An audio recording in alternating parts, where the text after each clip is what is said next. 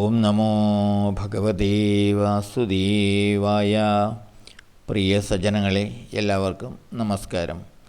സത്സംഗവേദിയിൽ നമ്മൾ ശ്രീമദ് ഭഗവത്ഗീതയിലെ 18-ാം അധ്യായമായ മോക്ഷസന്യാസ യോഗത്തിലെ 66 ശ്ലോകങ്ങളാണ് പൂർത്തിയാക്കിയത്. ഇനി നമുക്ക് 67-ാമത്തെ ശ്ലോകം നോക്കാം. ഇദം തേനാ തപസ്കായ ന ഭക്തായ കദാചന ന ചാശുശ്രൂഷവേ വാച്യം ന ച മാം യോ അഭിസൂയതി.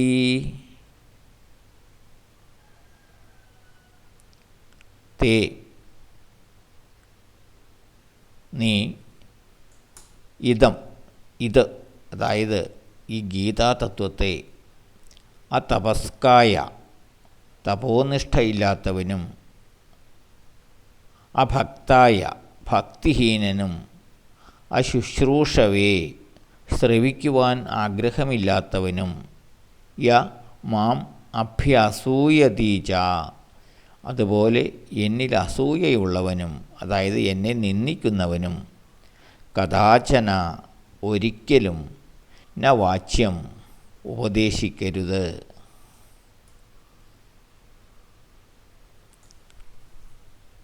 ഇതാണ് ഭഗവാൻ പറയുന്നത്. ഈ ഗീതാതത്വത്തെ നിനക്ക് ഞാൻ ഉപദേശിച്ച ഈ ഗീതാതത്വത്തെ നീ തപോനിഷ്ഠയില്ലാത്തവനും ഭക്തിഹീനനും കേൾക്കുവാൻ ആഗ്രഹമില്ലാത്തവനും അതുപോലെ ഈശ്വരനെ നിന്ദിക്കുന്നവനും ആയിട്ടുള്ളവർക്ക് ഒരിക്കലും ഉപദേശിച്ചു കൊടുക്കരുത്.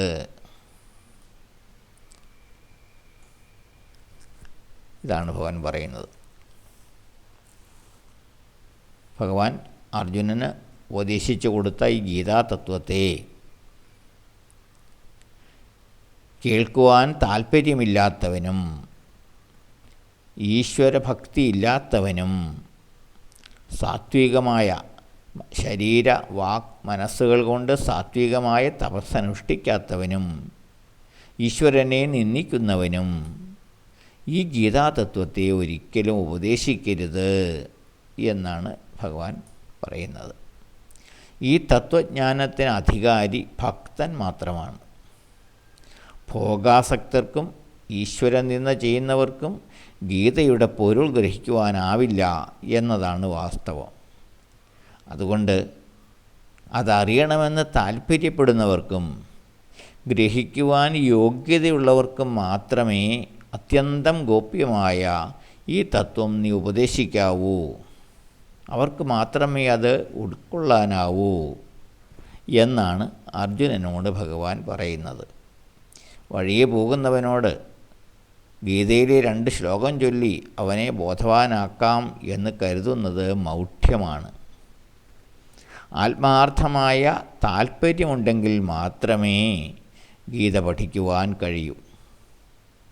ഈ ആത്മീയ തത്വങ്ങൾ അറിയണം, മനസ്സിലാക്കണം എന്ന് ആത്മാർത്ഥമായി ആഗ്രഹമുള്ള, ഈശ്വരനിൽ വിശ്വാസമുള്ള, ഭക്തിയുള്ള ഒരുവന് മാത്രമേ ഈ തത്വങ്ങൾ ഗ്രഹിക്കുവാൻ സാധ്യമാകൂ.